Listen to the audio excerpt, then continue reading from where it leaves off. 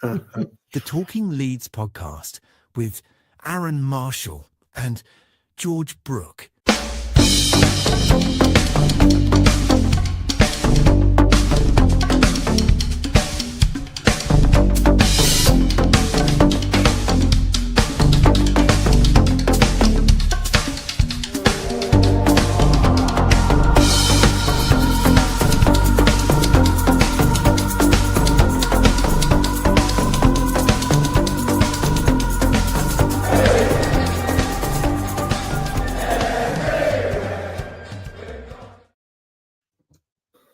Hello and welcome to Talking Leeds with myself, Aaron Marshall, and Mr. George Brooke, the fellow. Well, he's an avid reader of the Bible.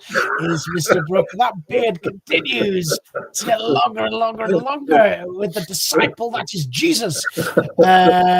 So yes, good evening, George. Good afternoon, morning, whatever you say. How are you, sir?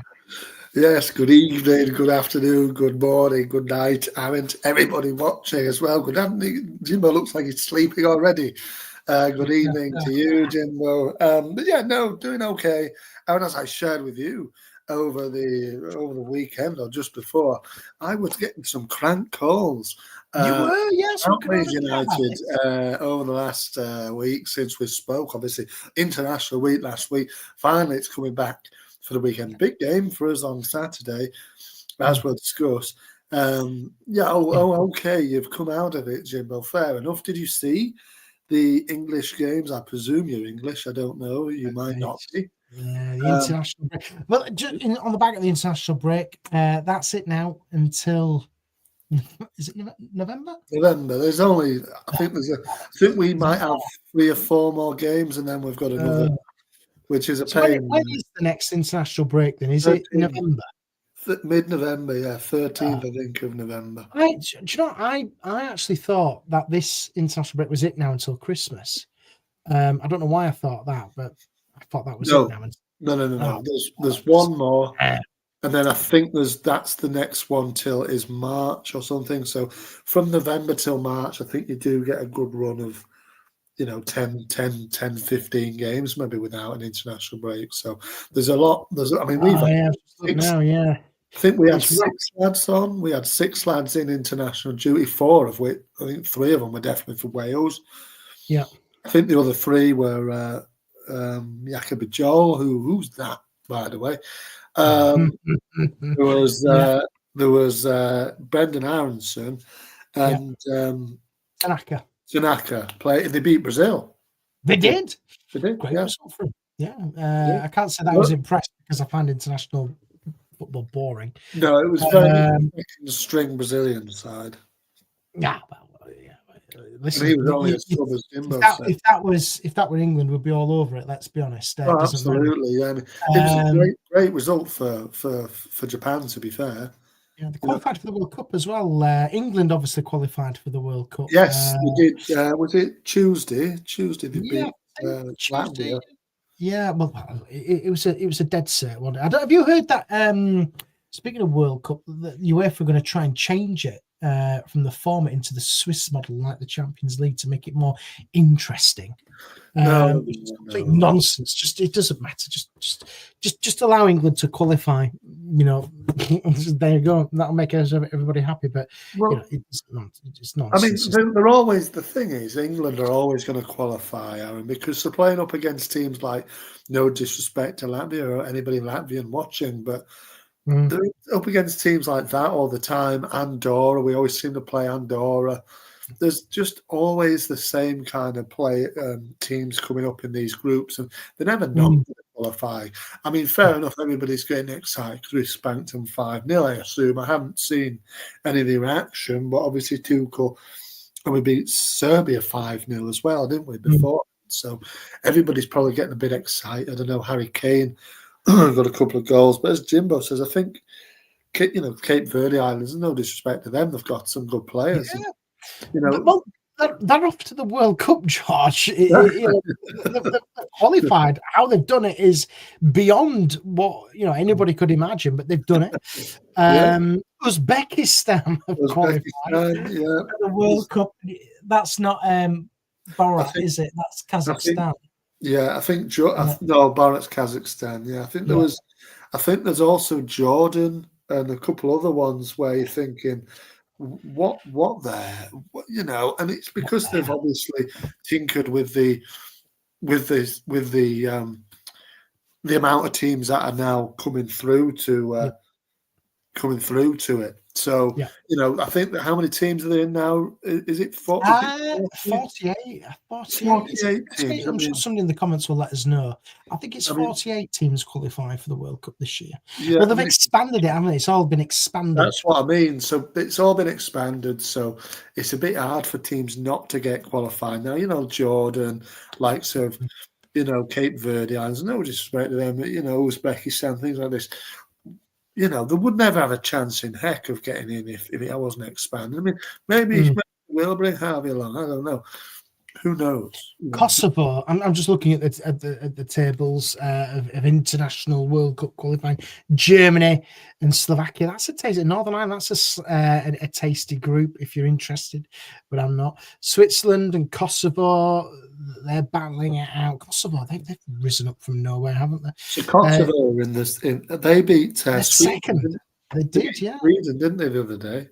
Yeah, obviously played as well. Yeah, Denmark, Scotland, 10 points. France, Ukraine, battling it out. Spain always qualify. They're pretty much there. Portugal, pretty much there. Ireland, special mention to Jerry. He was on TV, by the way. He was. He's singing the Irish national anthem. He's been on his. Yeah, they were unlucky to lose that. Yeah, he said to me, he messaged me and said, unlucky. But they're still in the shout of second place. Netherlands and Poland battling it out. Austria, Bosnia battling it out. Romania still have an outside chance. Norway, they are pretty much nearly there, I think. 18 points. They'll be wrapped up in November. Belgium, North Macedonia, Wales. Leeds interesting there with Wales. They're still battling it out for a place. England obviously through. Croatia, they're always there. And Czech Republic in the old school. Yes, there you go. I mean, it's a bit diluted though, isn't it? It's a bit of a shame, really. But what gets me is, and I've ranted about the Nations League. The Nations League, there's paths for those who were promoted and won the groups to kind of get in the back door for a playoff place as well. It's just nonsense. It really is complete nonsense. Oh, it is. It's ridiculous nonsense, isn't it? And it replaces friendly games if you and all the like. So it's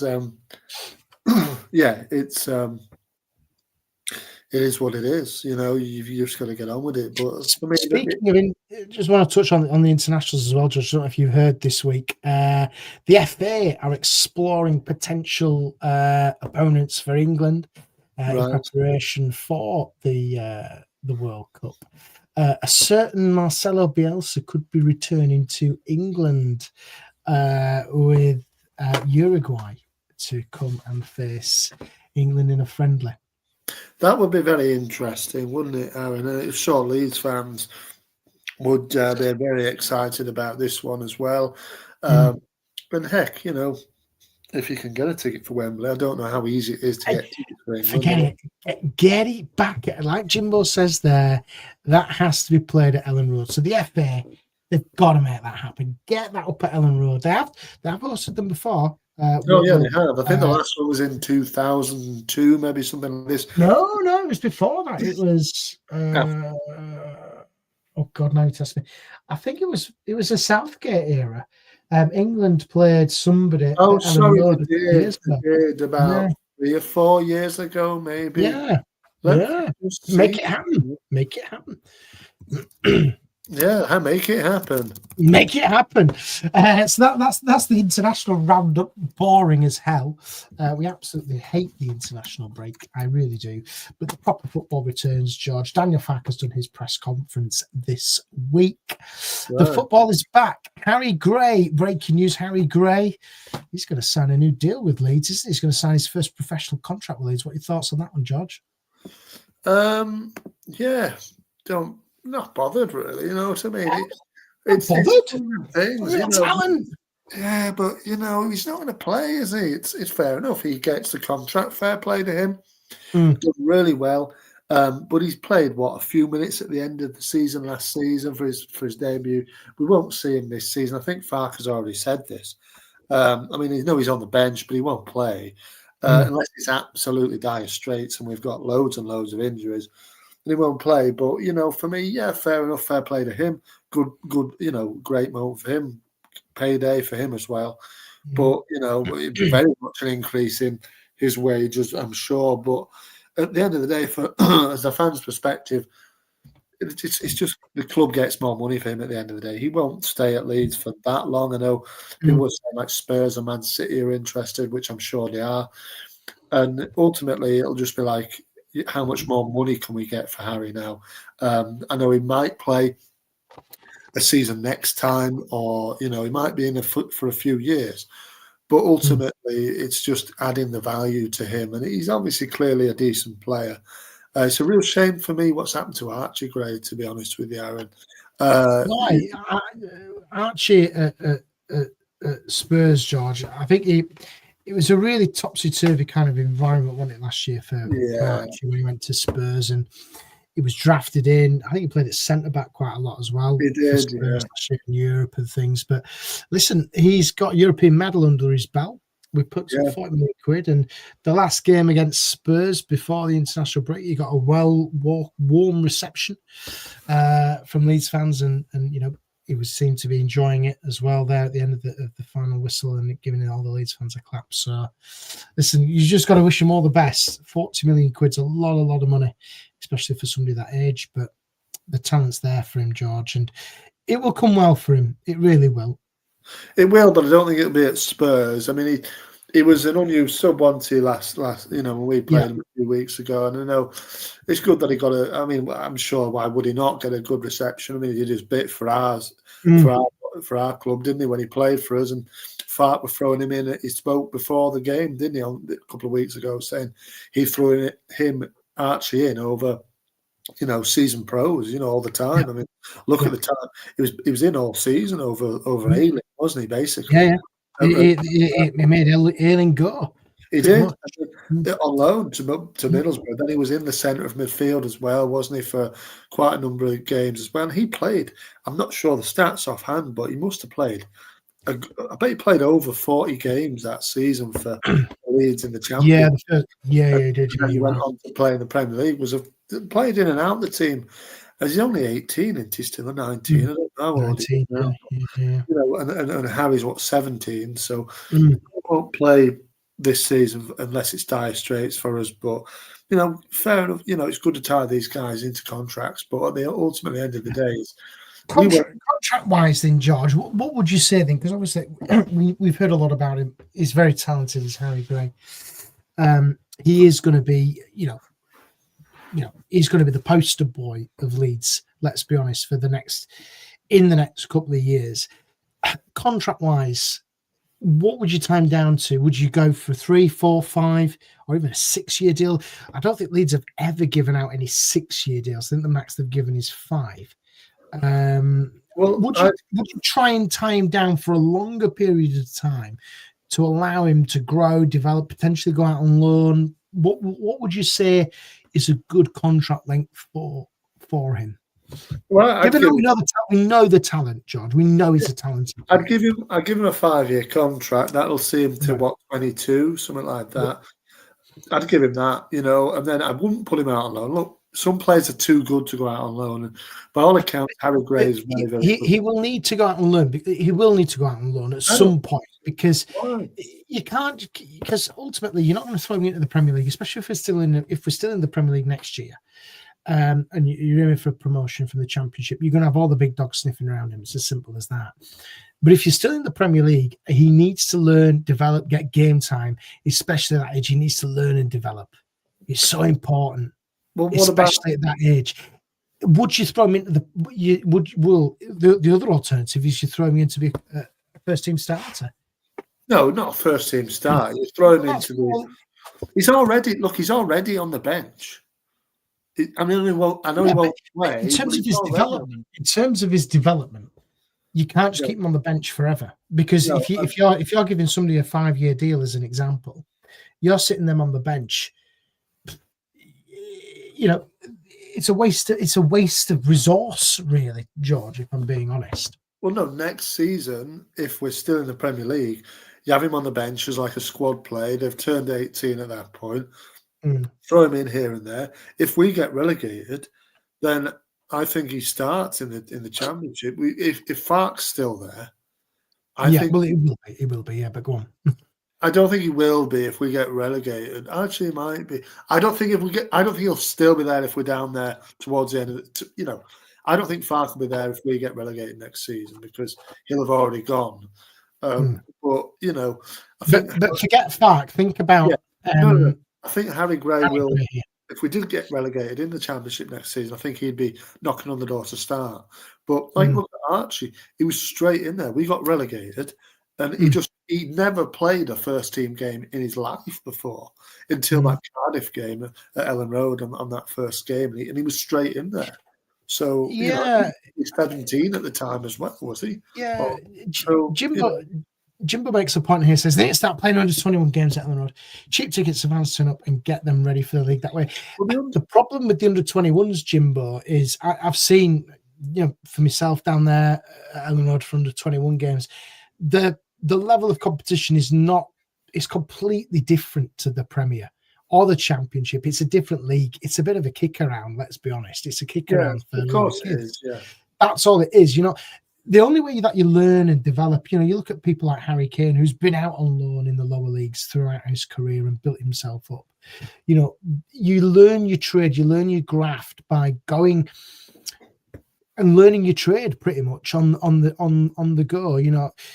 We've sent kids out on loan in the past. We still have, they're going out there, and obviously some of our loan players who are out on there will not be coming back to the club. But your younger ones, you expect them to go learn and come back and try and compete for a place, within the pre-season.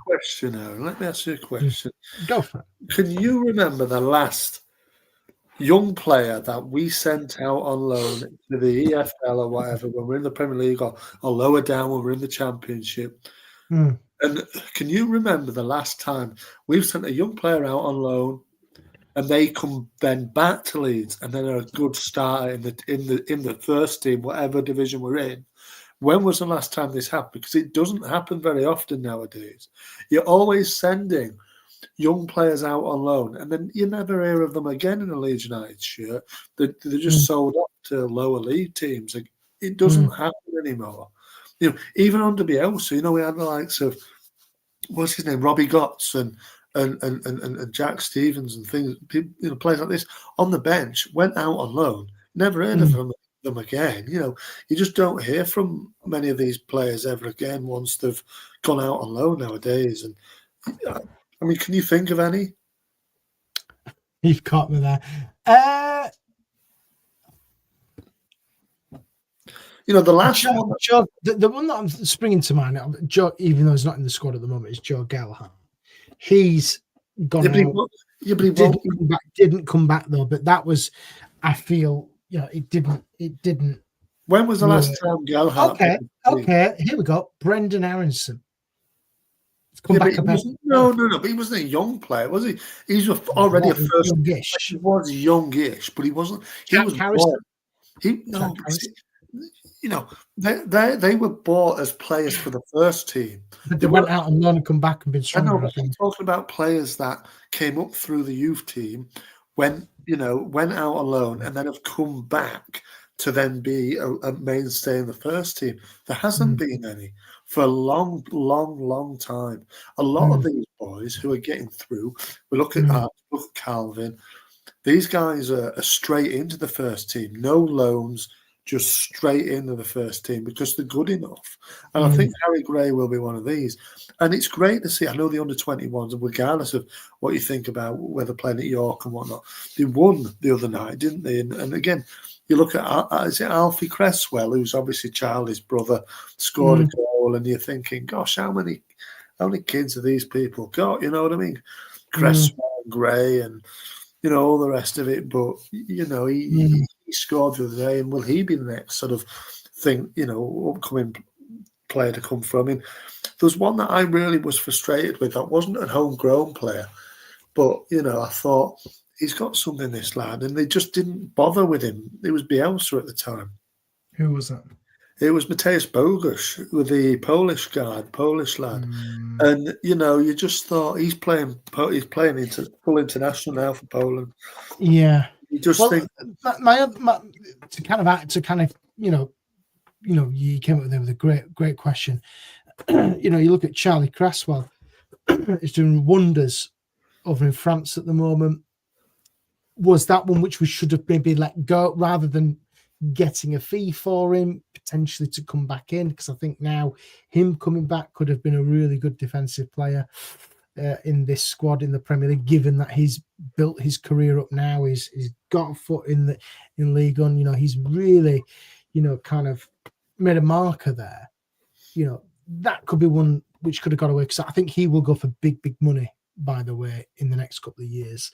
I mean, whoever that was probably one which kind of slipped under the radar because obviously fell out of fark. But hey, I think whoever signed off on that one has dropped a bit of a bollock, really, because so that's what I'm saying. Is like with you look at Charlie Cresswell now, when you watch him at League One, he's grafting, he's learning, he's getting better, and if Leeds, maybe it was probably for profit, sustainability rules, PSR will have been all over that, because obviously they got a sizable fee for him at that age. It probably is one which got away, but that's my point there, is that if you get somebody out, get them the right club, because I think that's important for these players, get them the right club and they could do well.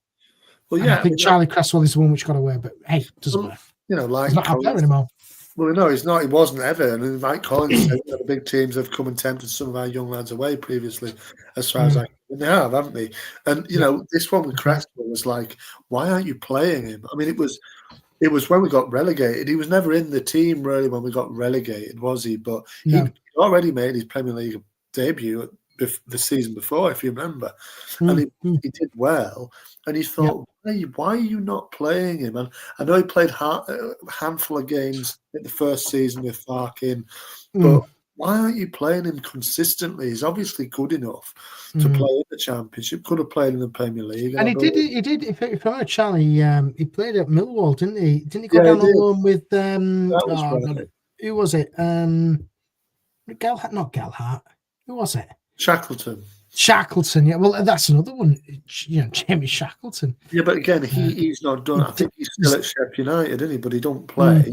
He's always consistently injured. Had issues with driving bans, didn't he, as well last year? I think as well did Jamie. So I don't know, but and like I said, Jimbo says Bogus went on a long time be there, and it far too many distractions to concentrate on football over there. I would be in amnesia every week. I don't know. Do you remember it, Jimbo? Do you remember going there? I don't know.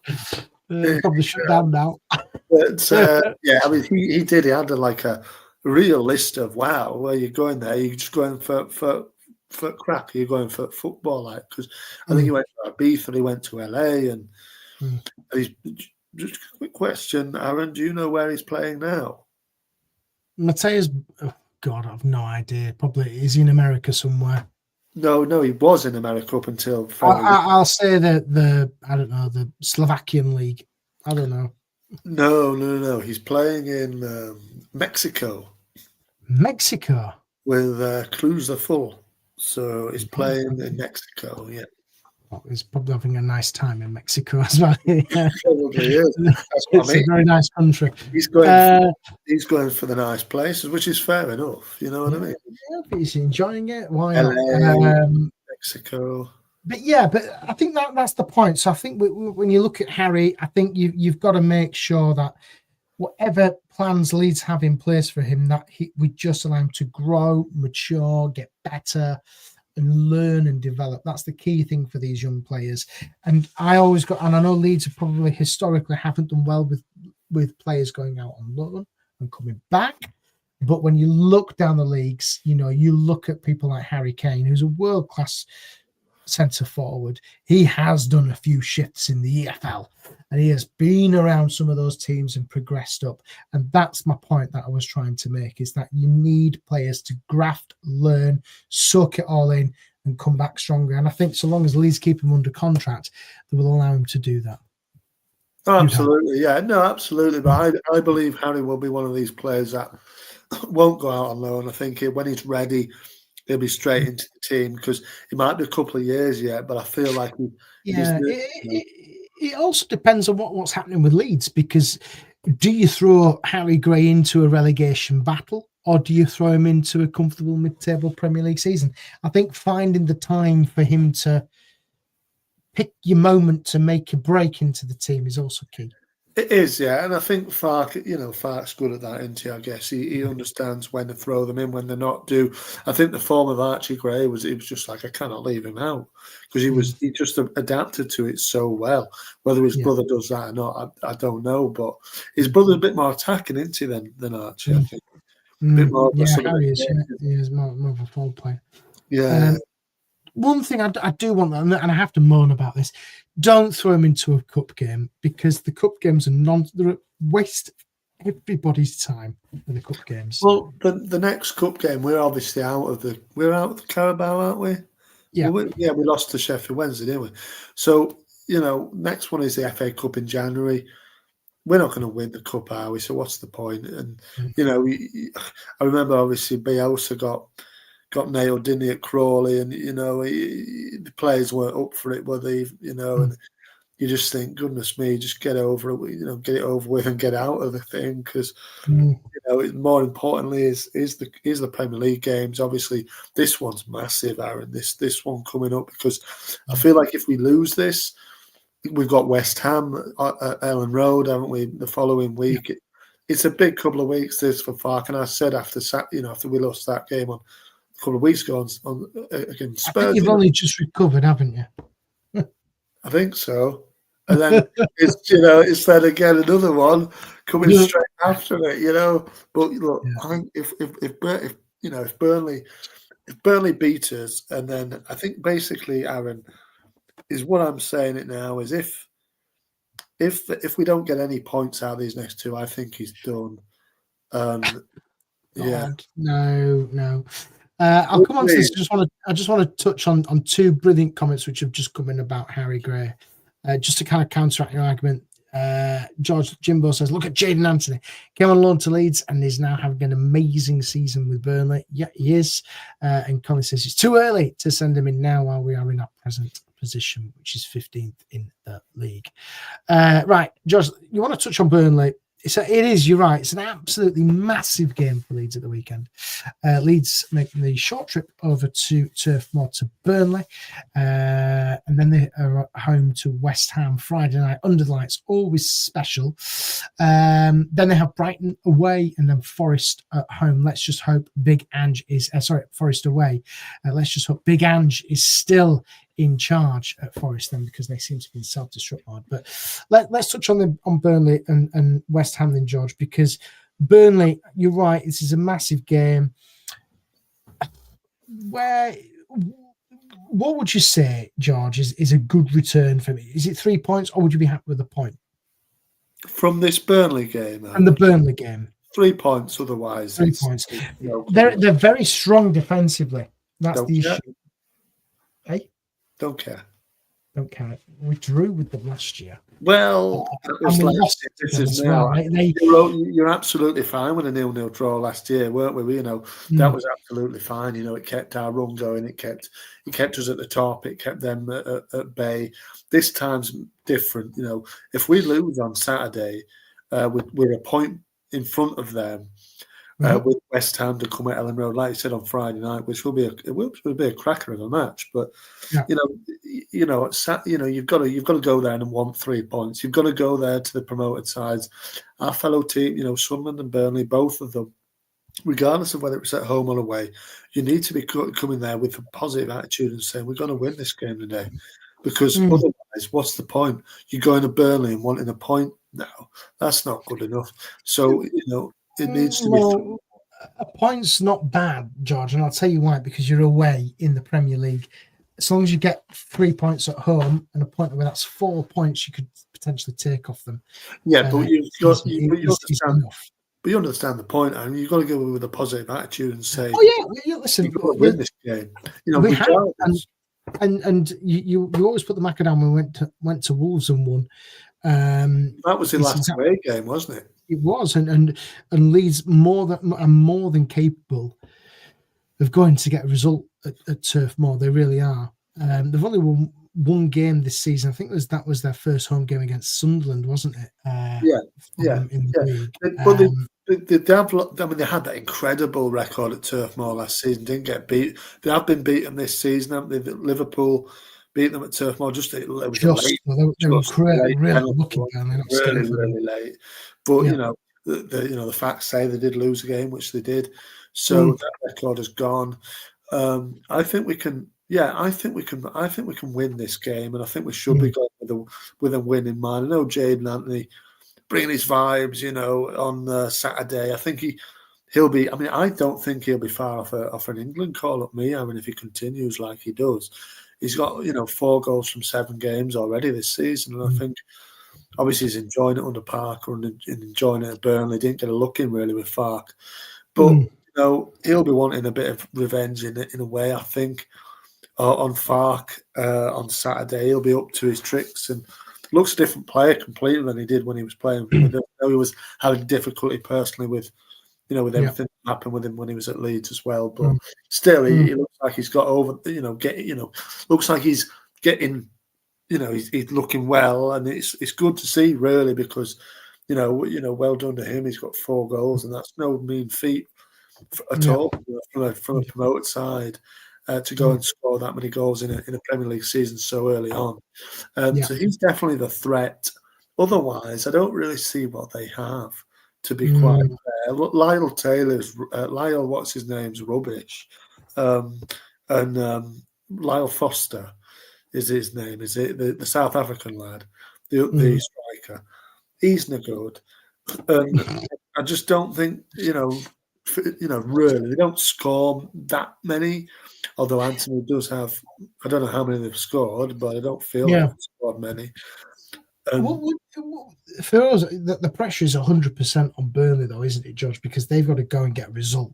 Their home fans will be expecting a result. I think the pressure's all on them. The pressure is a little bit on them because with the home form, I don't think they'll be expecting a win, but I think they will. They'll be expecting promoted team. They'll be expecting a win there with the Burnley fans, of course they will. Well, I mean, look at maybe you're right. Actually, home team against a fellow promoted side, but we're stronger than they are. I think we're stronger. I mean, they could, Jimbo. They could come back to bite me, but I don't.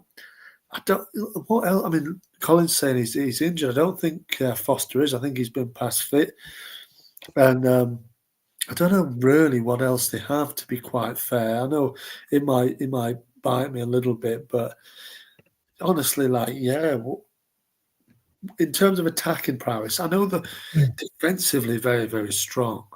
Defensively, they're immaculate, but we can puncture them with. I know 1 or 2 of our lads are out, and I think Okafor might be out, which is a bit of a blow. I know you're not fully sold on him, Aaron, but still he's scoring your goals. He's probably our top scorer, is he not? So, So what else do we have? I think Willie Nonto's out, isn't he still? I mean, yeah, I think so. He could probably be a late one for Nonto. What kind of forget about Burnley for a moment, because look, we're going about, we'd have to take a point at Burnley. I mean, come on. You take a point away from home in the Premier League, Need to George. go there. You always take a point away from home. Need to go there and beat them. Ordinarily, you do against any other Premier League side. But they are a Premier League side, George. That's the thing. Yeah, against any other Premier League side, I said. Right. Okay. When you've got Burnley and Sunderland, no disrespect to either of them, but when you've got the other two promoted sides, you've got to go there, regardless of whether it's home at Ellen Road or away at Turf Moor or the Stadium of Light. You have to go there to get the 3 points. Because why else? What else is...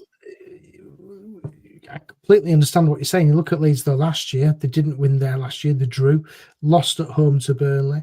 They drew at Sunderland when they should have won that game. Shouldn't have done it. But the history books say it was a draw. And I think we beat Sunderland, didn't we? We hammered them. No, it was 2-1. It was a hammering. Yeah, we beat them 2. We should have had more goals. Yeah. Should have been more. But 4-1. 5 points of those 2 last year.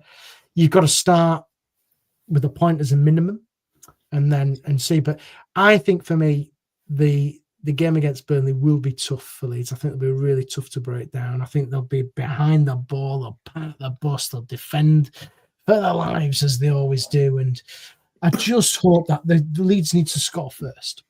It's as simple as that in this one. They have to score first. I think if we score first, and we win. Yeah, I agree. I think, but it's breaking them down. They will put 5. There'll be 10 men behind the ball every time Leeds get the ball. So set pieces are going to be so key. And I think defending set pieces, Burnley have been okay at that this season. we need to see more from set pieces. I think in general in this team, because we've got some big lads in our team now, and they're not really pulling up the trees in it. To be fair, but I think. Given if we get a good result on Saturday, everybody starts to think, well, it's not looking too bad. 11 points from, 8 games? It's the 8th game. Yeah. That's not too bad.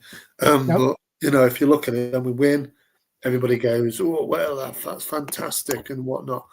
But, if we're losing games, again, I think anybody else agree? I mean, I don't know how many people are watching. It just seems like Jimbo and Colin are commenting in, but anybody want to comment in and say, for me, if we lose both those games, I fully think he should be sacked. Well, if we lose both games, we're in a bit of a pickle, aren't we? Because they will have caught up. What I want to see from this, from the next 4 games in particular, is you want to see that cushion, which we've currently got, extended, because that cushion is so important, especially when you're going into the dogfight of the Christmas run, and the December period just completely panics me. We will be on the back of some hammerings then. I don't know if we will. I think I've seen enough defensive like that. Yeah, but listen, when you're coming up against, let me just go through the December fixtures. So the end of November, so after the international break, we've got Villa at home. Be a really tough game that. Then you play Man City away the week after. Then you play Chelsea at home, Liverpool at home, Brentford away, which I think is one which we could potentially take something from. The Palace at home have gone wonders so far this season. And then that's it for Christmas. Then you've got then you're back at Liverpool on the 30th of December. So you're looking at those fixtures there. City, Chelsea, Liverpool, and as things stand, Palace, and then Liverpool again. January the 3rd, when we play Manchester United, well, that's an easy 3-pointer, that, let's be honest. It just really worries me because your goal difference is going to get hammered there. Liverpool will spank us. City will spank us. Chelsea, they'll have a good go at spanking us. And that's the nature of the Premier League, I'm afraid. And I know it's very controversial for me to say that. We should be going in there wanting that Leeds will win points and points and points. But ultimately, the Premier League beasts, these big boys, will absolutely destroy us because that's the nature of the league. Well, they might do, They but will. then again, What's that? you know, they might do, but I know we haven't really played any of the top Well, really Arsenal spanked us 5-0. Arsenal, but other than Then that, I don't think we've played any of the top teams really just yet, have we? So, you know, it's still. Arsenal. We did get spanked by Arsenal, but there you go. I mean, Yeah. like I said, that's just what happens in this league if you're not careful. And Mm. you know, at times you just give up and say, "Oh, well, we've lost the game," and that's what you don't want. But The problem is that there's 14 other Premier League teams who feel exactly the same, which I've just said. of course it is, but you know, so you know, it's games like Burnley away where you need to be picking up maximum points then, because otherwise, where are you going to get them from if you write off what 12 games already of the season? That's what nearly a quarter of the season gone, and you've got no points. So where are you going to pick up the rest of them from? I mean, I disagree with you, Aaron. I think we might win one of these games where you would expect us to get spanked. Then I think we might win. You know, Well, why all right, if we do that and we lose to Burnley, it evens itself out, doesn't it? look, we're not going to lose to Burnley. I don't think. I think.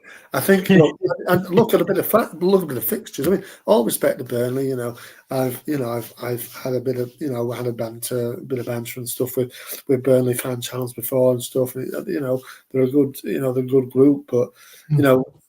We should be going to Burnley and expecting and going and believing that we can win, because I think otherwise, what is that? I mean, we've got a good record at Turf Moor, to be fair, over the last 4. You'd have to go back, Aaron, till April of 2016 since the last time that Burnley beat Leeds at Turf Moor. That's 4 games without a defeat. Leeds with 1-2. One was a penalty shootout winning a League Cup game, and then the other one was that 4-0 in the COVID season, where Rodrigo Moreno was in really good form. He got a quick fire brace, and we won 4-0. And that was the last Premier League game we've played. Obviously, we drew there the next season, and then obviously we drew there last season. So it's 4 games without defeat at Burnley for Leeds, and so I think we've got to go there with good intentions and good positive energy. But we drew there last. I mean, that game last season was awful, wasn't it? I think it was just played within the middle of the park, really, wasn't it? It was just a real we both hoping for a draw. They were obviously going to get a draw because of Trafford and that massive long, not conceding string. Yeah. So that was it. In the end, and everybody's going off. If you're not of a Burnley persuasion, you kind of think, great, they've actually conceded a goal when they finally did. And now he's messed himself up, obviously not financially, but otherwise with going back to Man City, because he's never going to play a game again other than the odd cup game here and there, Yeah. Interesting. Right then, George, we haven't done this for a while, so let's do a bit of this. Okay, it's Tanaka time. This is our little feature where we think of the weeks gone by with something which has caught our eye, as our little Japanese midfielder caught our eye many, many moons ago when he signed for Leeds. George, what's your Tanaka time this week? Well, I mean, not many moons ago, was he? He's been here for a little while, hasn't he, now, Tanaka? Yeah. Still impresses us. He does, yeah. And congratulations to him and his country. Obviously, like we said, beating Brazil, massive result for them. Aaron's celebrating up with a bear, kind of beer. He cannot wait to celebrate it with him. Other brands are available. Speaking of brands, I'll go on to our sponsors soon. Absolutely. Well, Tanaka time. Yeah, Tanaka time. So my Tanaka time this in the week gone past, Aaron, is, I don't know if you've seen it or if anybody in the comments have seen it. I expect you might have done, or it might have escaped your attention. But Mr. Javi Gracia is back in management, Aaron, and this is what I would like to speak about in mine this week. Aaron, Javi Gracia back to Watford. So their man was sacked. I think he was a Uruguayan lad. doesn't never last long, does he? At Watford, and Javi Gracia is back in management, God. and I was He's just open up dreadful. the trap door, as it were, to Oh, the God. comments and everything about How his time in I charge of still Leeds. to this day, George, and I've got my notes here. How to this day he got the job at Leeds is beyond me. Javi Gracia was a complete and utter disaster. It was clearly auto panic. Oh crap, we need a head coach. Oh, he's a friend. I'll get him in. It just didn't work. We were absolutely under him. Shall I tell you what? I remember the Bournemouth game when we got absolutely thumped by Bournemouth. And that's when real alarm bells started ringing for me in that relegation year, because it was just awful. And he just come out with nonsense. And you just think, how the hell did this guy get a job? And now he'll be sacked in 5 weeks' time anyway. But he won the FA Cup for Watford. The thing is, Yeah, he's a hero down there. He's a hero there, but time's completely different. Different changing now down there. But Javi Gracia, what a complete clown is the best way to describe him, because he was an absolute joke, was useless, and was part of the problem why we got relegated. It was extremely poor. I mean, if he, even when he was appointed, I think it was February time, or maybe you still had it was after Marsh. He kind of stuck around. It was after Marsh, wasn't it? Yeah. It was. We sacked Marsh, and then we went about a month with Scabara. A manager. Yeah, that's it. Yeah, and then they finally appointed Javi Gracia, but I think there was still a good chunk of the season left with Gracia there, and it was just tossed away. And it was like, he wasn't sacked till after that Bournemouth game. I don't think that was like April time. So he probably had about came in, didn't he? And tried to. Obviously, but at that point, it was almost like after that Bournemouth match. I mean, like you said, Aaron, we were done, we were down, and there was that bit where you thought about Bill. Was he saying something to the fans like, "Oh, don't bother with them," and it got everybody's back up, and then everybody started really analysing how the team were coming out the hotel before the game and not respecting the fans and all this kind of stuff. So it was a real issue, and I think Javi Gracia, he was out of his depth a little bit, and even though we were thought, well, he won the FA Cup with Watford, he did okay at Watford in his time there, but there's all sorts of different factors to do with that, and obviously it just didn't work. He was coming into a bit of a toxic atmosphere in the end, and it wasn't the right man. But he might do well in Watford, it's a championship. He probably will, but then he'll get sacked. I think when you look at that, he clearly lost the dressing room there, at least, because the performances were so poor under his stewardship. He was just awful. And it makes you think, well, actually, why they should have stuck with Scabala maybe until the end of the season, or they should have, if they were going to, with a panic then after that Bournemouth game, brought Big Sam in. They should have brought him in before then. And I've heard him on his podcast. He said, "Look, if I had more time, I'd have probably kept them up, and he probably would." I think he would have done. I think if you bring in Allardyce when he brought in Gracia, I think would have stayed. You might have had a chance. I think would have stayed up. Yeah, it'd have made us more defensively solid. It'd have more time than 4 games to have a go when we were basically already nearly down mentally. Anyway, we were down. I think we were probably nearly down anyway already, and it just you had players who didn't want to be there really, who down tools already.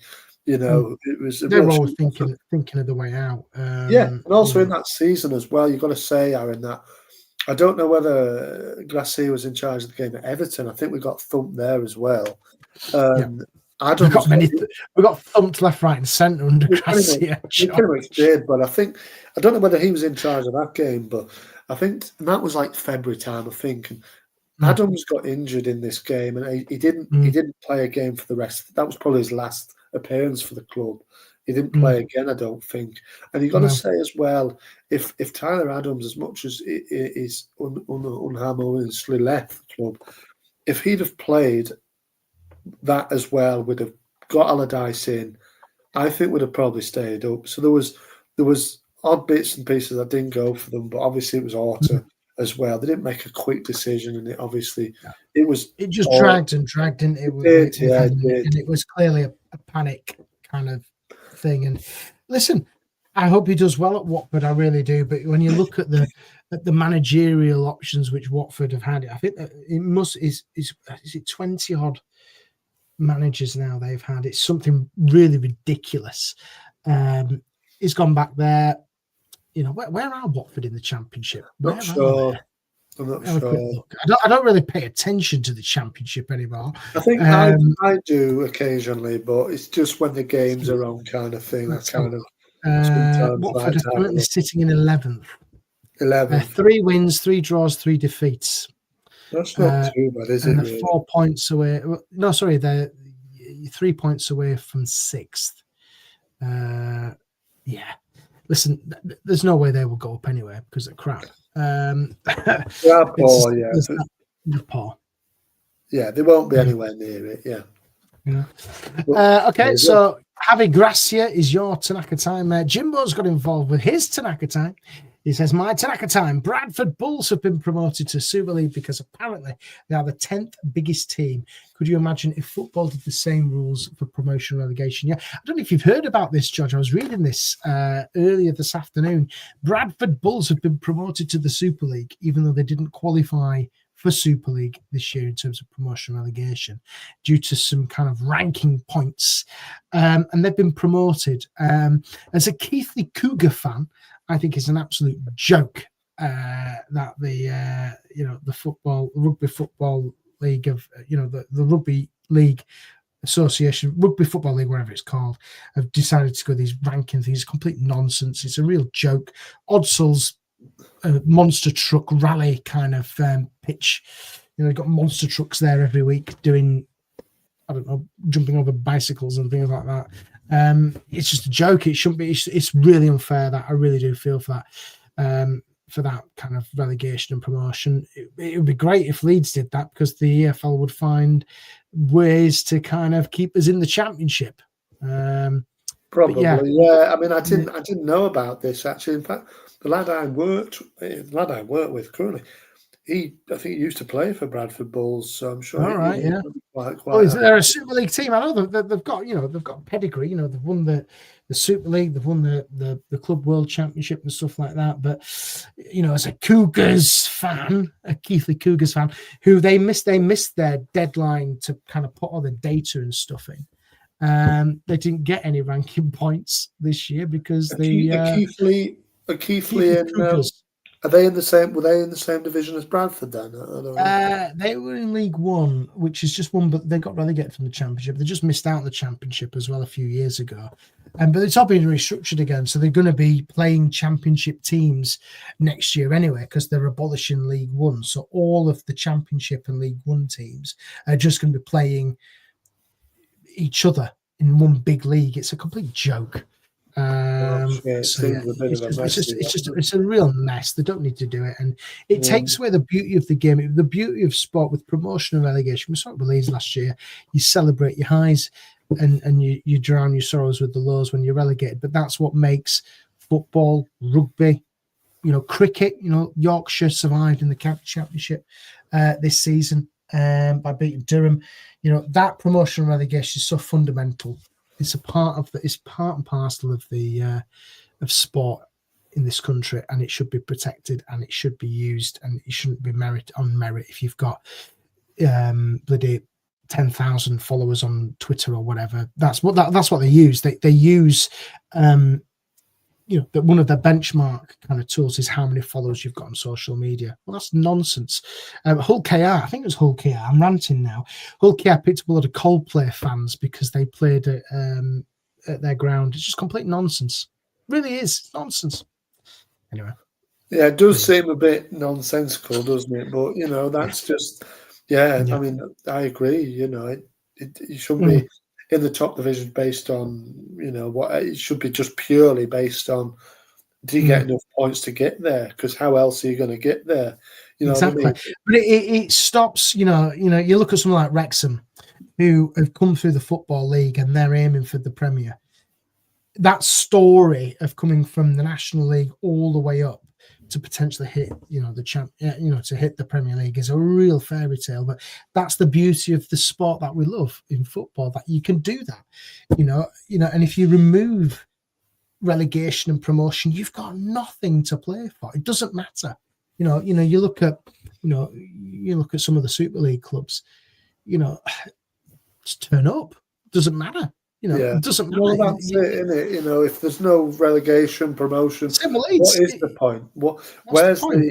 Where's the trepidation of relegation or the elation of promotion? It doesn't. Or qualifying for the Champions League, or qualifying for top four or whatever. It's so fundamentally important for the structure of the game and the competition itself. Whereas if you didn't have any of that, just turn up.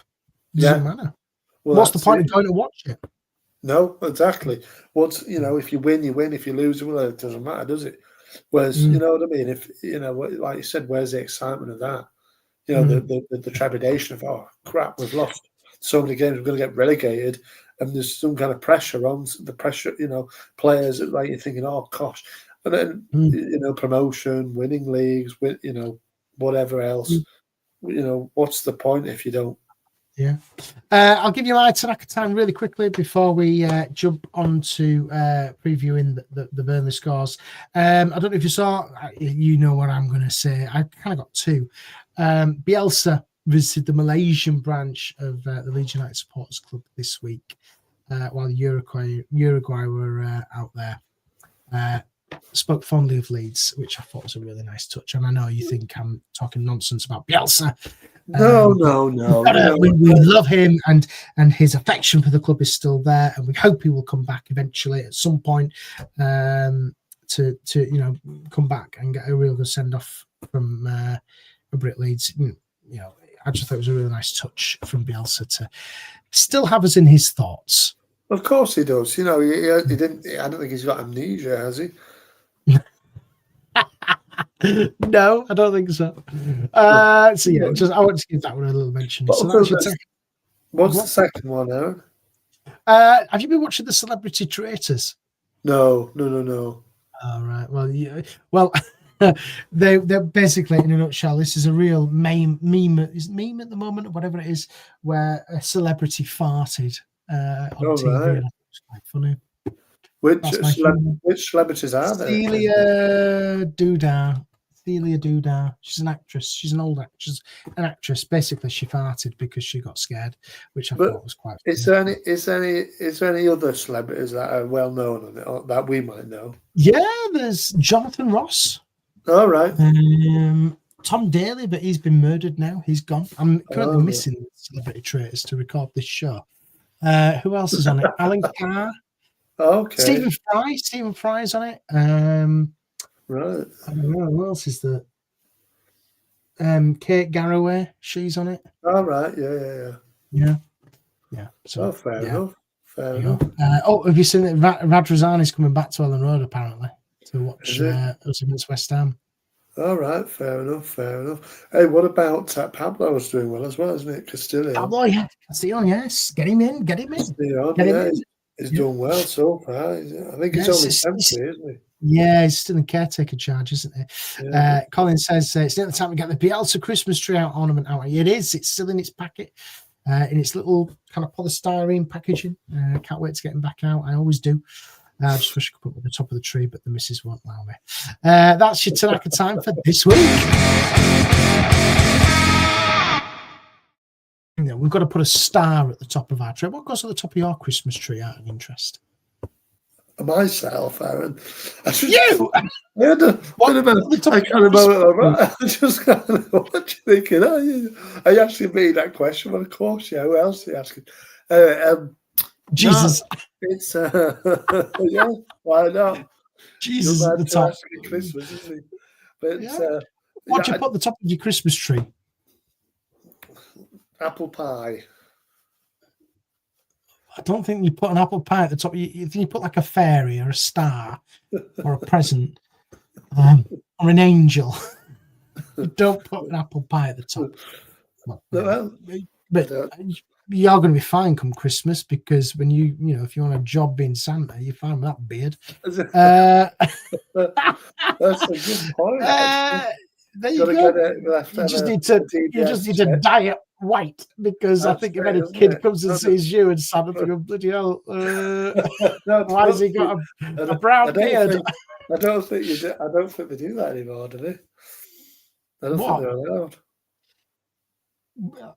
What? To have Santa Claus. Well, there are Santa Clauses, aren't they? But I don't think they're allowed them to. If I took any of my kids to a Santa Claus and saw Santa with a brown beard, I would be asking for my money back. Well, you're gonna obviously dye it white, wouldn't you? Well, you'd need to, yeah. Anyway, there you go. That's what you need to do for the festivities this year, George. Anyway, Christmas. I've dabbled with that idea. With it, yeah. Christmas out the window. We don't need to talk about Christmas just yet, because it's the beginning of October. Middle of October. Middle of October, yeah. Let's have a look at this. No quiz this week because we're running out of time. George, tell us about the score predictions for Leeds against Burnley at Turf Moor. Right, it's going to be... You know what, Aaron? I think we'll win this game. Okay. I think we'll win it comfortably. Not comfortably, maybe on the scoreline, but like it might be semi-comfortable. I'm going to go with 2-0. Okay, 2-0. Who's your scorers? I think Calvert-Lewin both. Okay, a brace for Calvert-Lewin. Good. Don't forget as well, if you want to get your comments in about the game of the weekend, please do. 2-0 Dominic Calvert-Lewin. That's what George is saying this week. For me, George, I'm going to go very conservative, and I'm going to say 1-1. 1-1. Well, Jimbo's going with 0-0, which might... Yeah, Jimbo's 0-0, yeah. It's all about getting the first goal, and if we do, I think we can build on it. I think if not, because I'd fancy us defensively to keep out.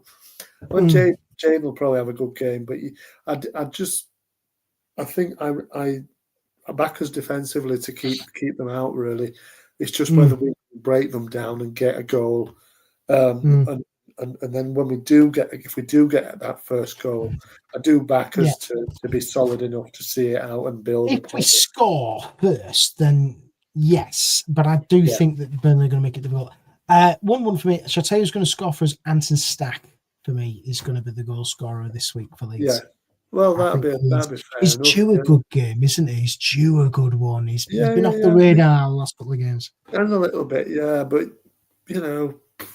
he can't play good every game. And I think, Longstaff, who got Player of the Month, did he? Or the Leeds Player of the Month award. He's been very good of recent times. So hopefully he can keep that up as well. But he's keeping Tanaka out the team, isn't he? Really, whether it switch up in terms of personnel, I think possibly on Saturday, maybe. Yeah. Okay. So let us. We have to. Glenn agrees with you, George. There. Going back to the beard talk. Just watch Leeds, George. You'll go white in no time. Yeah. Well, I think there are some in there somewhere. To be fair. Collins going 2-0 Leeds win against Burnley and 2-0 against West Ham. He's getting his predictions in for West Ham already, which is good. But we will see. But let's hope Leeds compete and bring back to Ellen Road 3 points rather than a point, George. Absolutely. I've also got some news in regards to the pod, George. Right, You know a little bit about this, but we really how we've got this, I have no idea. We've got a sponsor, George, and they are the Strong Coffee Company. So you like freshly ground coffee, then all you need to do is get involved with the Strong Coffee Company and then use Talking Leeds for 20% off your first order. So if you like coffee, guys or ladies, go and enjoy yourself with a nice bit of freshly ground coffee from the Stroff Coffee Company. They're going to send us some samples, George, I believe, and Jerry, so we can sample them out. But we've picked up a sponsor, 20% off your first order with the Strong Coffee Company. You can Google them. We'll put some links out on our socials. Just use Talking Leeds and you'll get 20% off, George. I've no idea how we've got a sponsor, but we've got one. Yeah, I mean, it's strong coffee. You might need strong coffee when you're listening to me and yourself. Jabber on. I think that's why they want us. More than a strong coffee, you need a strong drink, don't you? If you listen to us for an hour. To be fair, you need a stiff drink. Yeah, is it better? It is better than Nescafe, Jimbo. You just need to go and give it a go. Give it a go. Give it a go, Jimbo. It's the best coffee you could get. It's got more caffeine. It's got all the bits and bobs. I have got a script which I'm supposed to read, but I'm not going to do that. I'm just going to say what it is, give it a go. It's all fair trade and stuff like that. But there you go. They probably won't like me for saying that because I've got to send our recording in. But go and give them a go if you like fresh coffee and you get coffee. They probably won't be our sponsor next week. It might be somebody else. They probably won't if you're going to do something that you're not going to do. But read it out. Why not? Is it a long thing? Yeah. It's quite long, but I don't want to read it out because it's too long. Basically, it's got lots of things in it which help you to be more alert, and it's a robust and smooth flavour similar to a traditional cup of coffee, but enhanced with added benefits. There you go. It's got protein in it, which is good, and it fuels your mind and body for hours. Yes, there you go. Absolutely. That's what so go on. If you're listening on the pod, just go on, Google it when you get. If you're listening, you can't. Don't Google it. But if you want to go and take a look at them online, Google Strong Coffee Company, and if you like what you see, go and give them a 20% discount off using Talking Leeds in the kind of the bar, when you go and check out, you get 20% off your first order. It's not subscription based either, so you can just go and enjoy 20% off your freshly ground coffee. And that is that, George. So they probably won't be our sponsors next week, but who knows? Who knows? Excellent. Well, we can always put the feelers out for another one if they don't want to do it. Well, don't know, but there you go. George, it's been a pleasure as always. Thank you to everybody who's listened. Don't forget as well, please give us a like and a subscribe. YouTube have been unsubbing some Leeds United podcasts, George. Really? What does that mean? They've been unsubbing us. I've no idea why. They've been unsubbing Leeds channels. So please do give us a like and a subscribe on YouTube. And if you're listening on the podcasts, share away. Simple as that. George, please do. We want to get up to 500. Yes, I think that would be nice. When at 500 before the end of the year would be good. Well, that would be amazing, but I don't think we will because we might be out of a sponsor by then. George, we'll leave it there and we will see you next week at the same time. Hopefully, George will have conducted his Bible studies by then. And we will see you then. See you then, everybody. Bye.